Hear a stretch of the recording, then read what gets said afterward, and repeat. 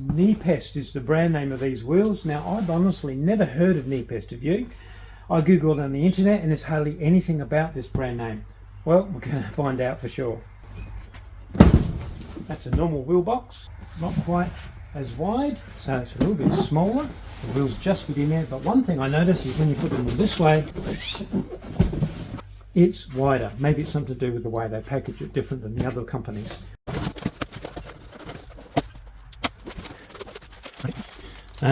So that's why the box is wide. There's wheel bags, and they're in the wheel bag.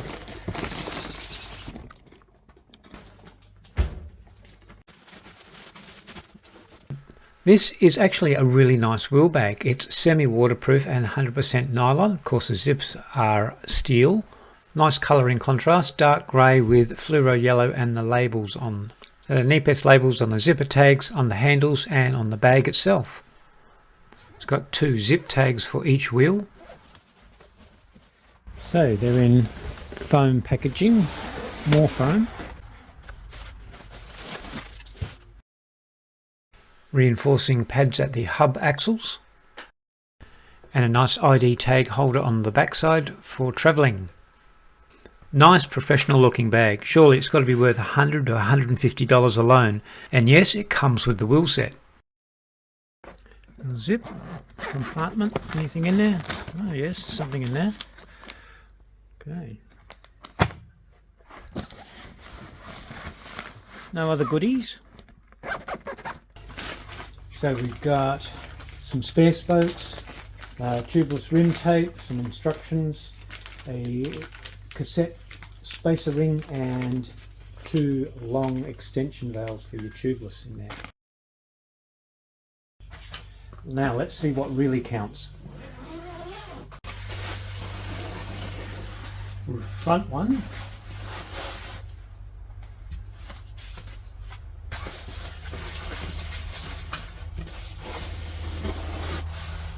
Rear one. So this wheel set is the model Maui 50s. I think that's how you pronounce it. I googled it and that said Maui.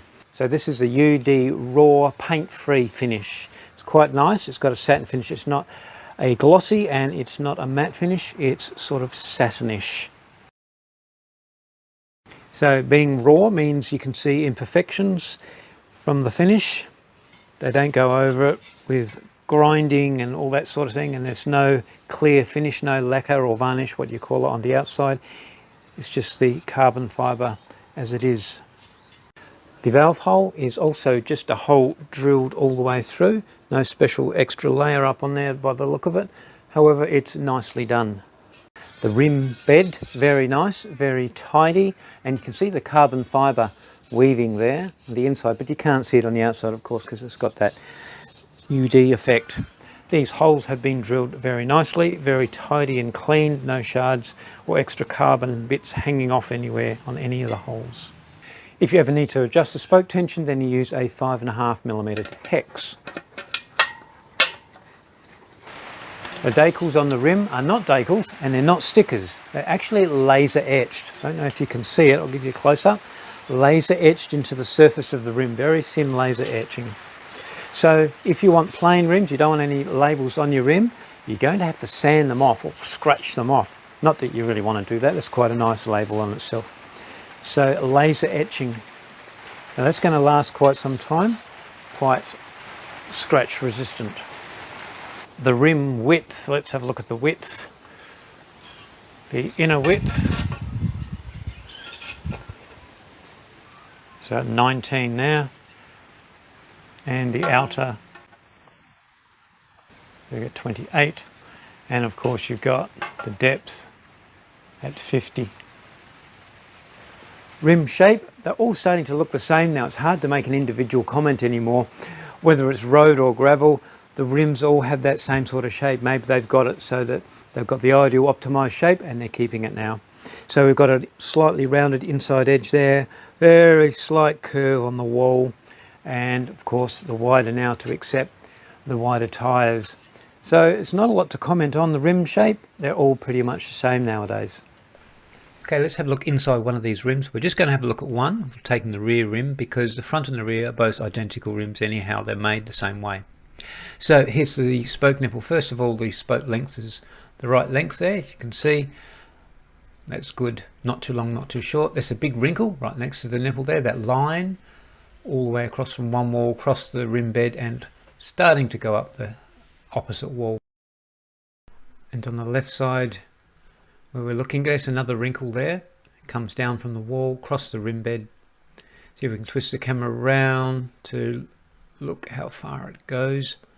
Yep, and it's going up the wall on the opposite side there. Not good, not good. Okay, now we're looking at one of the spoke nipples. Now if you look carefully here, it looks like they've slightly drilled the surface there to make a concave shape for the nipple to sit in, which is a good idea, but you're drilling some of the strength away, although it's only a small amount. Right, we'll just skip across to the next spoke hole, and you can see there another wrinkle and a bit of carbon fibre, a strand just hanging in the middle of nowhere there. We can get focus on something else. Another nipple there, and another wrinkle next to it, and the same thing. You can see slight recess either side of the nipple there where they've drilled. Obviously that's what they're doing for every spoke nipple. Wrinkling, more wrinkling there. More wrinkling. Everywhere we're looking we see lots of wrinkling. Oh, there's quite a bit there. And again, it's widespread. It goes all the way up the wall, across the rim bed, and possibly up the other side of the wall on the opposite side. Can't see with this endoscope very well. That's a little bit. There you go. You can see it sort of ends there. Not good. Not good. Lots of wrinkling. As a side point here, see that line running along the centre of the rim bed? That's a join line because these rims are made in two halves, a left and a right, and glued together in the mould. It's a cheaper way to make a carbon rim rather than a one-piece moulded rim. There's one of the nipple access holes from looking inside the rim. Fairly well drilled out. There's a little bit of a shard hanging off the end there. And back to the hexagonal spoke nipple. More wrinkling, lots more wrinkling. Lots more wrinkling, and some resin staining there. And lastly, having a look through the valve hole, there's lots of lines there. I don't think that's wrinkling. It looks more like scratches. How do they scratch so much like that? I don't know. But anyhow, it's less wrinkling on this area. It actually looks quite clean besides those scratches. Anyway, that will do. 0, rear wheel first. 750 grams. 0, front wheel, 620. The clutch sound, everybody wants to hear the clutch sound. And faster.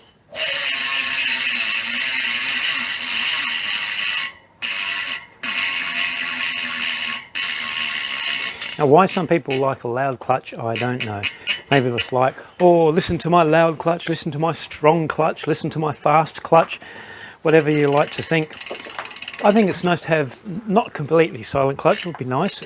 That's nice too, because it lets you take in the surroundings, not necessarily you're going on a picnic, but if everyone's got a loud clutch, what a racket it would be. But sometimes it's nice just to, instead of riding full pace, you're relaxing a bit more when you're going at a slower pace, and you take in a bit more of the atmosphere of what's going on. Chat to your bike riders next to you, etc., all that sort of thing, without having to hear that really loud all the time from whoever's got loud clutches. Oh well, each to their own. And also you should be able to tell how many engagements per revolution by just listening to the clutch. If you watch enough of my videos, you're probably getting used to how to tell anyway. Most of them are 36, and this is a 36. Just check that later on. The bearing feel, there's a rear one, very, very good. You can't tell when you hold the clutch. All you can do is feel the click.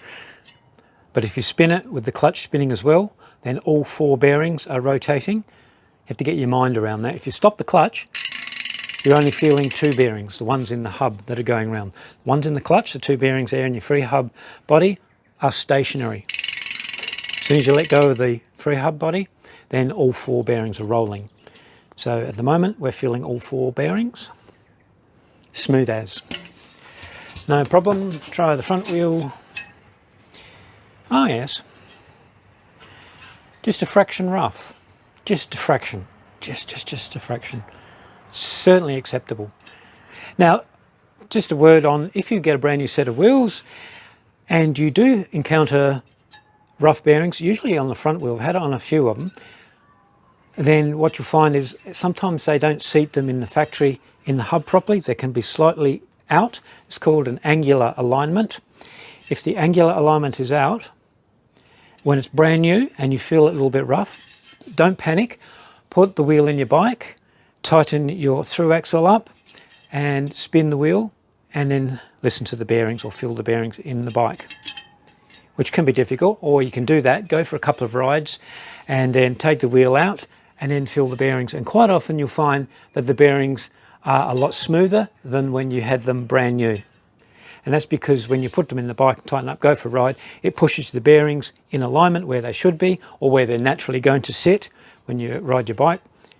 And they could be worse or they could be better. I've found that pretty much 100% of the wheels, when they're slightly rough on brand new and you take them for a ride, they go smoother because the angular alignment. This is with sealed bearings only, of course. Yep, so that'll get smoother, I'd say. It'll be an angular alignment issue. Nevertheless, even without that, that's very good. Now I'll pull this clutch apart. Of course, nowadays they're really easy to pull apart, no tools required. Pull the end cap off and the clutch just falls off. There we go, that's inside. So we have a spring and a cap washer there on top of the bearing in the free hub body. Then you've got a clutch ring rubbing on another clutch ring. Then we have an internal spring and washer, and then the little spacer on the axle, ceramic bearing inside.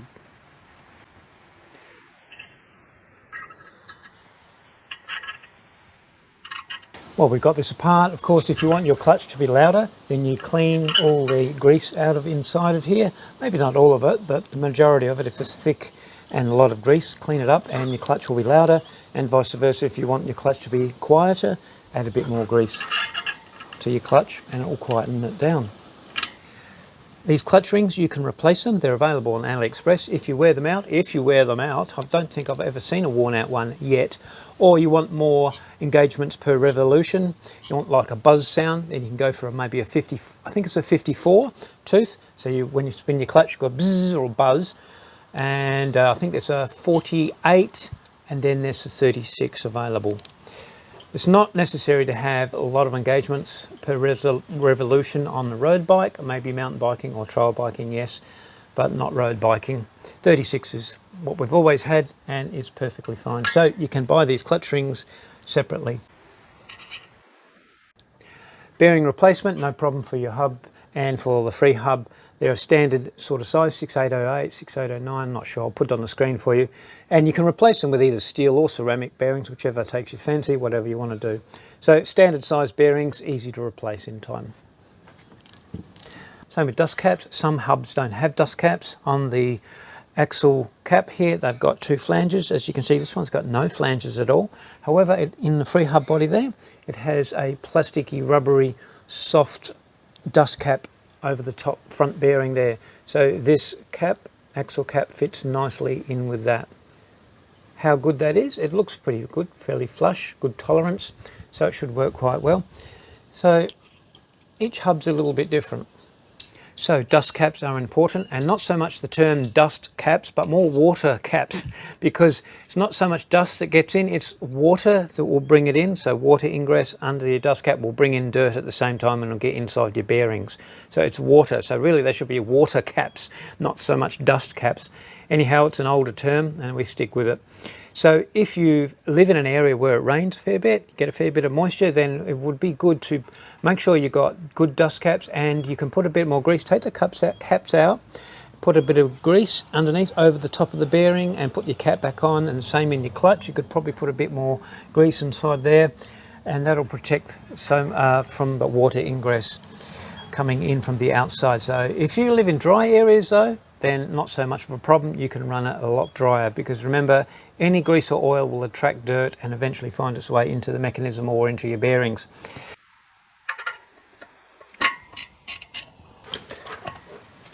Boom, easy done. Spokes are carbon fibre, and written on each spoke is the initials STO1. And STO1, I've seen that written on, I think it's wind space wheels.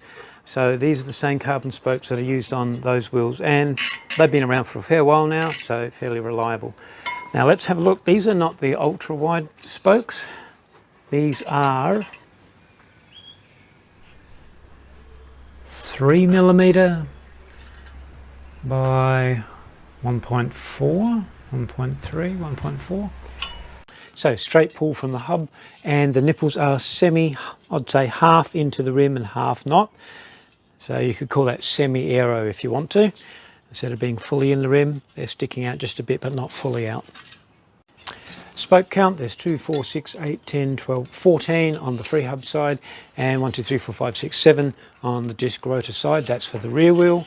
And the front wheel on the rotor side is 14 and 7 on the non-rotor side. Of course, they're radial on the non-rotor side and crossed for extra strength on that rotor side for your braking. Yet on your rear wheel, for your rotor side for your braking, it's a radial. So I can never work that out, why they do that, why they don't keep them crossed. But anyhow, a lot of wheels now, a lot of road wheels are going that way. That's pretty much a standard now. And of course, being carbon fibre spokes, where they cross, they're not touching. No need to explain why not. Okay, spoke tension, you know the drill. We get a spoke tension meter and we measure every spoke, and we write down every measurement. We plug it into the app and we look at the diagram. So we're comparing each spoke's tension to within 5% tolerance. That's the narrowest margin that this app allows. So this is the rear wheel, and as you can see by the red markers near the figures, we have 2 on the left side, that's the rotor side, and 5 on the free hub side that are either too tight or too loose. And looking at the graph, you can see the spoke tensions are not very even. Looking at the front wheel, there's 11 out on the rotor side and 1 spoke out of tension on the right side. Now we can certainly broaden out the tolerance to 10 or 20%, but I've certainly seen quite a few wheel sets better than this at 5% tolerance. One quick way you can test your spoke tension, say you're at a bike shop and you want to see about a pair of wheels that they've got there, or you're a mate's place or anywhere, and you just want to check really quickly the spoke tension, approximately what it's like for a set of wheels, brand new or second hand. What you can do is just flick your finger. These are the carbon spokes, of course, a bit easier with the blade spokes, doesn't hurt your finger as much, and you can just hear it.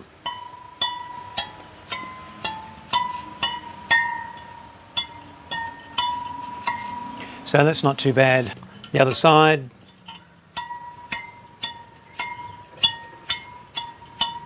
So that's fairly good. You can hear them, the tone is fairly even. And I know the front one, because I've checked it prior to doing this, is not too good.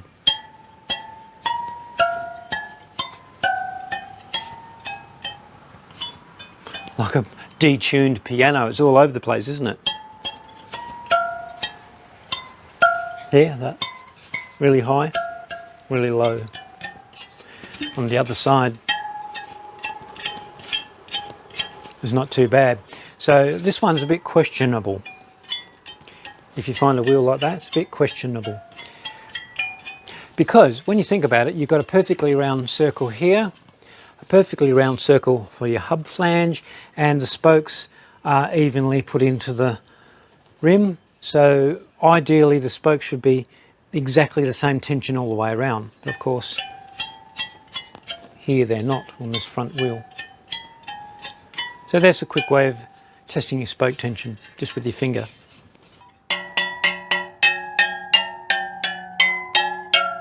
That's that low one, and that's the high one.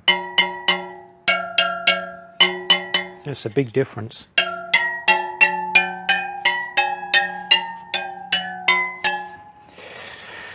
Okay, let's check the spoke twist, starting at the valve hole. Good. Without boring you to tears with all 84 of the spoke twist measurements, let's just skip to the summary. So spoke twist for the front wheel, no problem whatsoever. Excellent, very, very straight spokes. On the rear wheel, we had on the free hub side near the rim, 2 that were twisted too far out, and on the hub, near the hub, on the free hub side as well, also twisted a bit too much. So they really need to be realigned on the rear wheel. Right, let's check how true these wheels are. So checking out the rear wheel first, the sideways movement, or technically called the lateral true.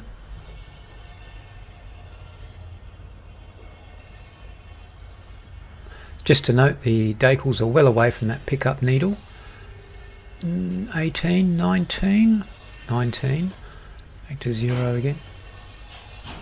18 again, back down to 5. Going up, 10. 15, down again, up. So we've got about 19 at the maximum there. 0.19 millimeters. That's very good. Rear wheel again, this time up and down movement or concentrical. 10, oh, right up there. 17, 15, 17, going down. Up again, about 17, 0.17, that's excellent as well. Over to the front wheel, the lateral true. Sorry about the dial being out of focus. 8, 5, 0, -2. Okay, so we're going to start off on -2, are we? So that means 15 there is really 17. 10, 16, which is really 17, 18. Looks like we're back to where we started. So 18, 0.18 millimeters. That's even better than the rear wheel. And lastly, the concentricity of the front wheel. We got about 15 maximum there. Oh, 19, 20, 20, 20. Any advance on 20? 20, 20. Yes, about 23 there. 23.23. Still very minuscule. Well, I'm pleasantly surprised how true these wheels really are, considering how varied the tension is of the spokes. You would expect if the spokes are unevenly tensioned, then the rim would take a more of a buckled effect, but these wheels are extremely true. We're just going to have a look at the balance of the wheels. Since these bearings are very free, as you can see, the wheel goes back and forth until it settles upon the weightiest part of the rim down the bottom and the lightest part of the rim up the top.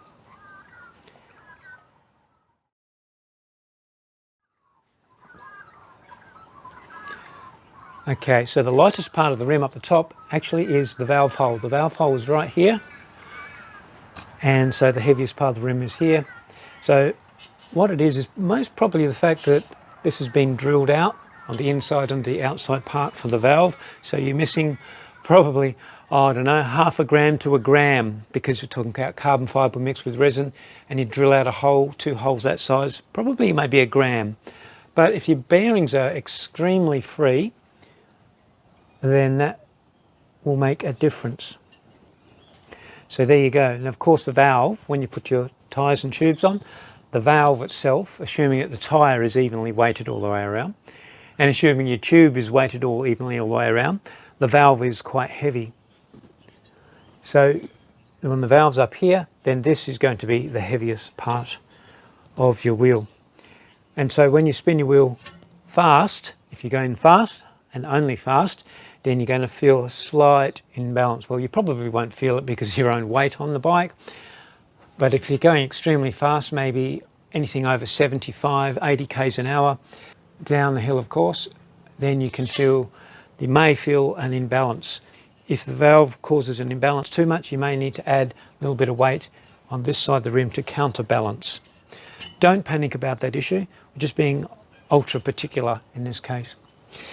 Let's just check the front wheel.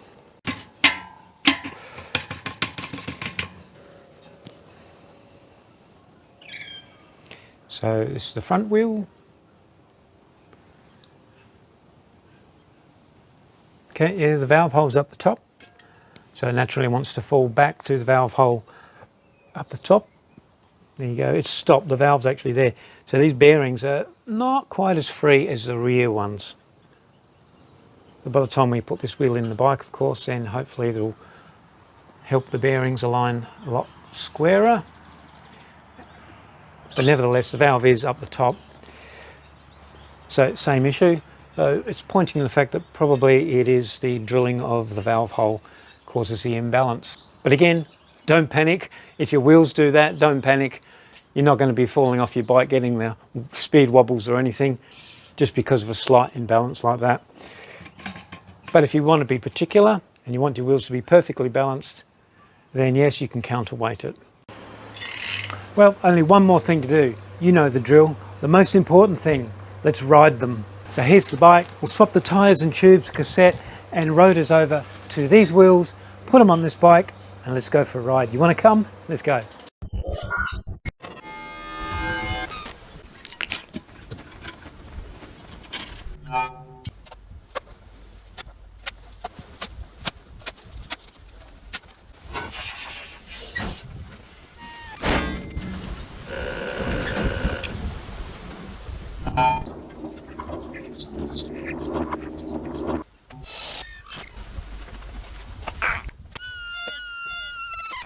Well, tyres and tubes went on super easy, no problem. I've given all the sprockets a nice clean before we put them on. And now we'll just put a little bit thin smear of grease on the cassette body. When you're putting your sprockets on, this is a Shimano cassette, the numbers written on the individual sprockets face outwards.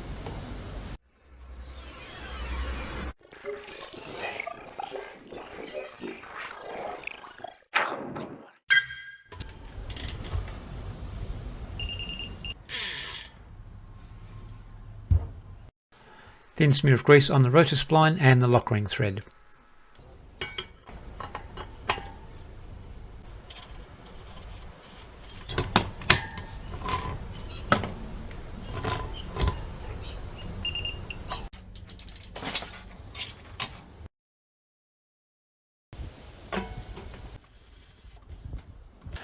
Rotor alignment, beautiful, just right.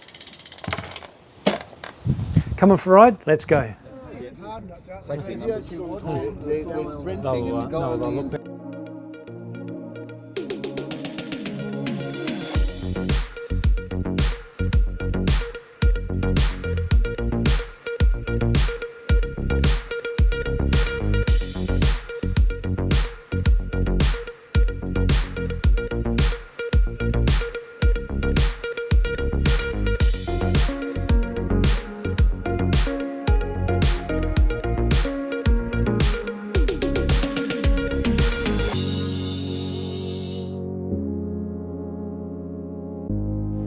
You know how you didn't like the other rims, the colour?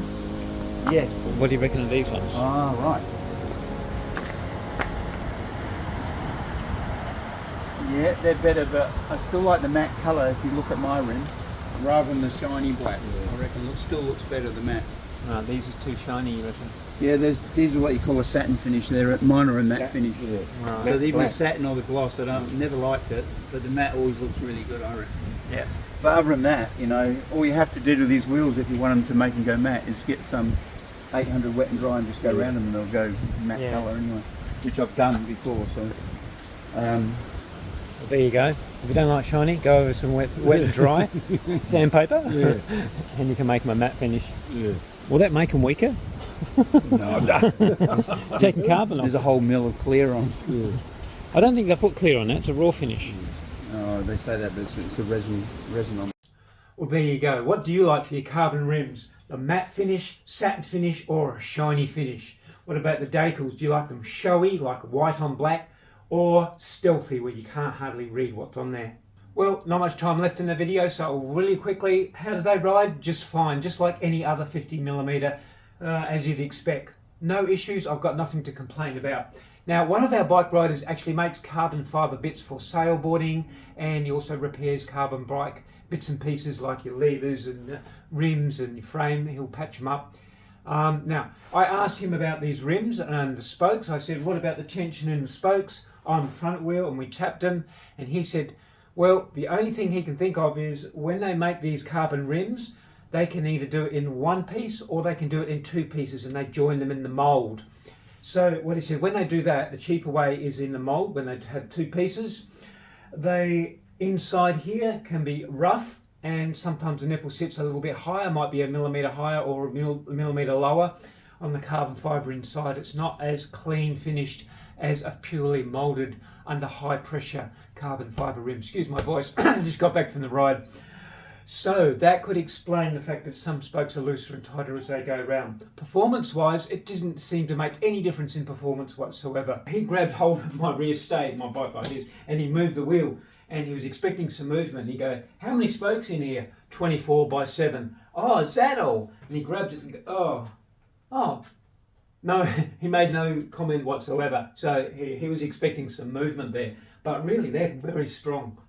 That's amazingly strong for having only 14 spokes on one side and 7 on the other. Same with the front wheel. You grab that as well down here, and there's hardly any movement at all. They're very, very strong rims. If you're a heavier rider, over 80 kilograms, might not be advisable to ride these sort of wheels. If you're 80 kilograms, approximately and under, then that'll be fine. There goes my voice again. I'm 76 kilos at the moment, and I had no issue. Anyway, that sounds quite feasible, doesn't it? Thanks, Robbo, for the advice there, and we'll hopefully get some more advice from him in the future videos as well. So the wheels, great. I have no issue whatsoever. Hopefully they'll be able to clean up the rims on the inside and make these spoke tensions all the same. The bearings in the front as hub as well. They're perfect. Nothing wrong with them whatsoever. Here you go. If I spin the wheel, put your earlobe on the end there, or a pickup, and put it through an amplifier, you'll hear it's just as clean as the rear one now. So just put it in after a couple of rides, it's fine. Another thing would have been nice to see on these knee-pest wheels is wider inside width. The rims are 21mm on the inside. I run 28mm tyres, but if you want to run wider, like 30s or 32s, then you're pushing the aerodynamic limits. Your tyre tends to bulge out a bit more. So to get your aerodynamic benefits, they have a wider rim. So it would have been nice to have these rims at around about, 23 inside width, something like that, 23, 24, and that would have made it more aerodynamic with a wider tyres up to 32. That's about the only thing I could say about these knee-pest wheels that they need to improve. Just go a little bit wider and they'll be fine. Well, that's about it. That's all I've got to say about these wheels, really. Performance-wise, they're just fine. We'll see you soon. I have a chai latte. Yeah, it works well. As I was riding, Pecan pie. the The piccolo. That's very exotic, isn't it? Dirty chai latte. It's a dirty chai latte. Wahoo. So that's coffee and chai. Oh. Right, I'm going to use Quite Robbo's super Is blue it? chew.